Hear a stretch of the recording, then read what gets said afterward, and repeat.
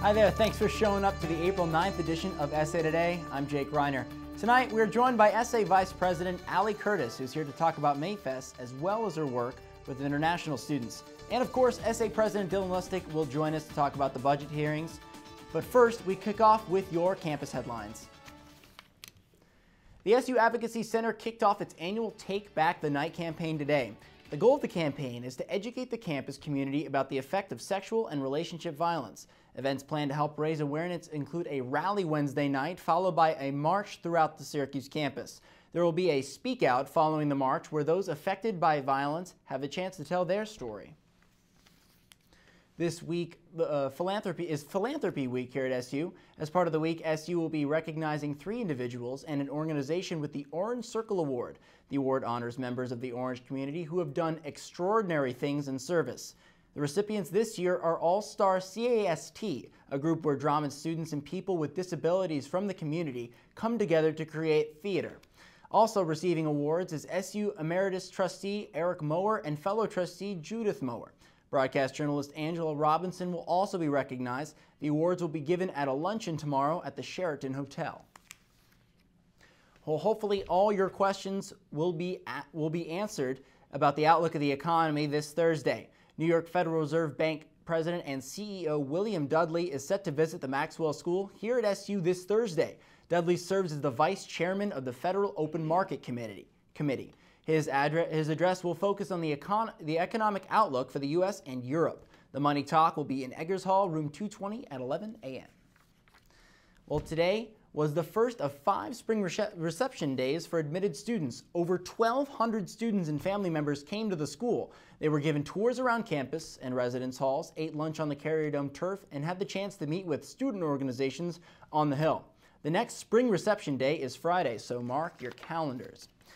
The printmaking program in the College of Visual and Performing Arts presented their 5th annual Steamroller printmaking event today on the Quad. Throughout the day, students and faculty printed impressions of large-scale woodblock prints using an industrial steamroller. What will they come up with next? Well, I'll tell you what we have right now, and it's time for your Campus Weekly Address with Essay President Dylan Lustig. Great, thanks a lot, Jake. And as usual, thank you so much, CitrusTV, for having me. A couple things that are happening this week. We have budget deliberations tonight, so make sure that you come on down. 7:30, Life Sciences 105 to find out where your student fee money is going. It's really important, so make sure that you're there. Also, the White House event, the White House Live in Syracuse event is happening April 18th. You got an email today that will allow you to register, so make sure that you go online, look through your email, and register for that event. It's going to be fantastic. Also, tomorrow, April 10th, is Philanthropy Day. Make sure that you're at the John Wood Lecture, 4 p.m. in Hendricks Chapel. John Wood is a phenomenal man and SU alum, so make sure you come and see what he has to say. All right, great. Thanks so much, and I look forward to talking to you soon. And thank you, Dylan. We'll see you later on in the show. Next, Essay Vice President Allie Curtis sits down with me to talk about a controversial topic. That's Mayfest. You don't want to miss this. Yo, check out this chef, right? Right? That's so gay. That's really gay. Dude, look at those pants. Please don't say that. What? Don't say that something is gay when you mean that something is dumb or stupid. It's insulting. It's like if I thought this pepper shaker was stupid and I said, man, and this pepper shaker is so 16-year-old boy with a cheesy mustache. Just saying. When you say that's so gay, do you realize what you say? Knock it off. Everyone has friends. There's online friends. Friends to go out with on a Saturday night. Friends to hang out with and do nothing. Friends who show up on moving day. And then there are the friends who'll be there if someone is dealing with a mental illness. Are you one of those friends?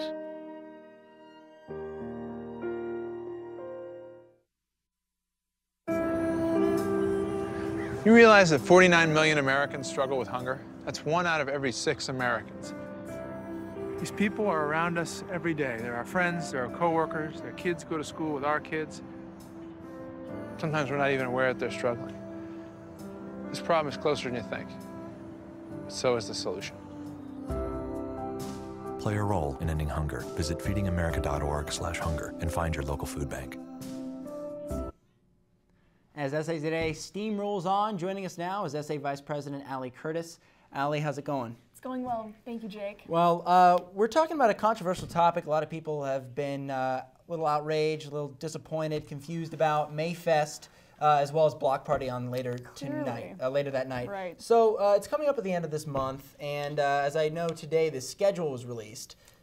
Can you talk a little bit about what's going to be going on that day? Any changes? Anything different? Well, essentially, we have the artists that UU brought in to perform at Mayfest, and of course, like you said, that night we have Block Party, which is going to be great over at the Dome. But as far as events at Walnut Park, we have several artists coming in. There will be food, and it's really wonderful. We actually are piloting a new program this year. We have 350 tickets for graduate students, so any graduate student can come. It's $10 for them. And I believe it's $21 for all law students, just because the rules and the funding is a little different between those two. So those can be picked up. So we're being a lot more inclusive of the entire campus, not just undergraduates. And we also are bringing back the 350 guest tickets for undergraduate students to bring friends. The only thing is they must come with a valid college ID. So not just a driver's license, but they do need to have a college ID. So it's really exciting because we can have a lot more people come and have a lot more friends and family members come as well. So really exciting time. It's a really great event to get people together, and something else that you're working on to sort of make the campus a little bit more together is the International Students Board. Could you tell us a little bit about that exciting new initiative you got going on? Right. Well, at our past SA committee meetings, we realized that there are a lot of issues that need to be addressed within the international students community. My roommate is actually an international student, and she's been working on some stuff, and I've been well aware of what she's wanting to put together. She wanted to put together a whole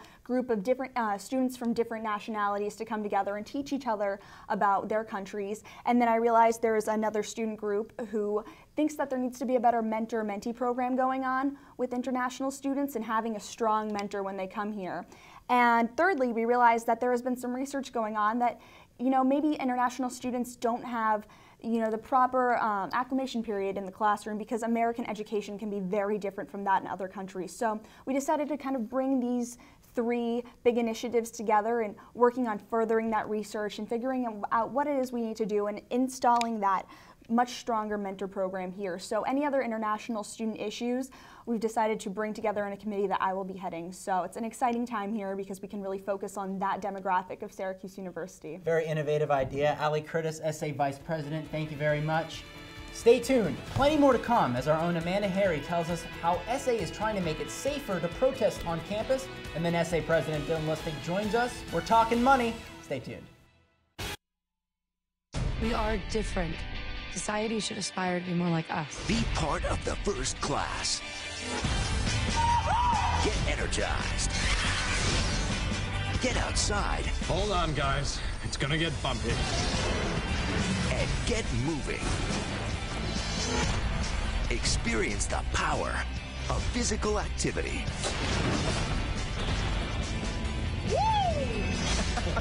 Join the movement at ActionHeroAlliance.com. In 1977, an 8-year-old boy picked up the game of golf from his father. The odds of that same boy then making it to the US and European pro golf tours, 1 in 7 million. The odds of the Big Easy winning the US Open twice, 1 in 1.2 billion. The odds of him having a child diagnosed with autism, 1 in 110. Ernie Els encourages you to learn the signs at autismspeaks.org.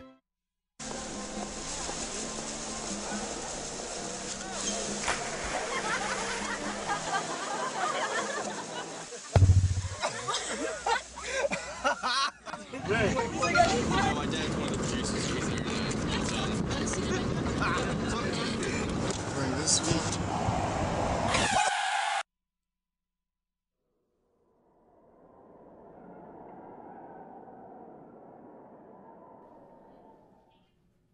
Will it be safer for students to protest on campus? And when is the White House coming to SU? Citrus TV SA correspondent Amanda Harry is live in the studio to answer those questions for us. Amanda. Thank you. Events that happened this past year, UC Berkeley and UC Davis have highlighted a critical error in our student handbook that SA hopes to resolve. Last November, a peaceful protest students had at USC Berkeley became violent after university police became involved. SA is hoping to prevent similar situations from happening here. It plans to add a statement to the student handbook about the administration policy regarding its response to unlawful protest. This statement would promote a nonviolent response whenever possible. Meanwhile, the White House Young American series live from Syracuse University will be happening on Wednesday, April 18th from 6 to 9 p.m. in the Herg Auditorium. This event will bring White House officials to campus. It is a chance for students to voice their opinions on government issues. Thank you very much, Amanda. And switching gears, we now bring in SA President Dylan Lustig. Tonight, 7:30, Life Sciences Building. We're talking budget deliberations. Money for student organizations. They're going to be told how much money they're getting or how much money they aren't getting. Pretty much. You know, this meeting is really important for not only student organizations but also for the students because they find out where their student fee money is going.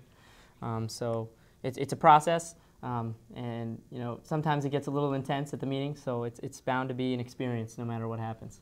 So walk us through a little bit how it goes. The Finance Board Committee has read through the budget request, then they make a suggestion, and what happens from there? Right. So the Finance Board will make a decision. That then gets brought up to the Assembly, and the Assembly can either deny or accept the Finance Board's recommendation. If they deny it, it goes back to the Finance Board, and that could go, you know, on and on as a cycle for a long, long time. Or they can accept the Finance Board's, you know, requests, and then that request would be law, basically. So we're voting tonight on the recommendations. Okay, so student organizations finding out how much money they're going to be making tonight, 7:30 in Life Sciences.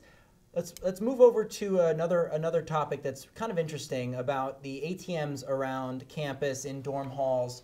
You're working on a project that would eliminate the fee that students and everyone would have to pay when they try to take money out of the ATM. That's right. You know, I was first confronted about this from you know, by NYPIRG, they've done a lot of work on the subject. They've surveyed about 500 students who, you know, it's not surprising that people don't necessarily like paying ATM fees. Syracuse University actually, the ATMs that we own, we pay a very small fee comparatively speaking. We pay $175 per ATM use, and what we're doing is we're looking for sponsors that will offset that fee. So you'll finish a transaction, you'll see maybe, you know, let's go with Pepsi. Pepsi will pop up, Pepsi will pay for that to be there, and that fee that Pepsi pays will go to cover the cost, so students won't have to pay that fee anymore. So I just want to reiterate, the students, if these sponsors do come in, students will not have to pay to get money out. That's right. That's the thought. Okay, and when do you plan on having this fully enacted? You know, it's a process, definitely. We have to work with, you know, businesses and see if they're interested in doing something like this. They should be. You know, this age, the college student age, is the age where most profitable advertising does work and set in. So we're keeping our fingers crossed that people are going to want to work to do this. So it's something that we're starting now, and we'll see what happens. We're working with you know, the CFO of the university. So.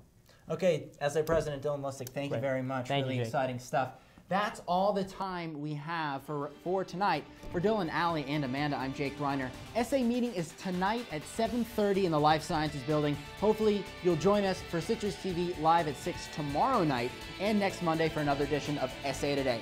Have a gorgeous evening, Syracuse.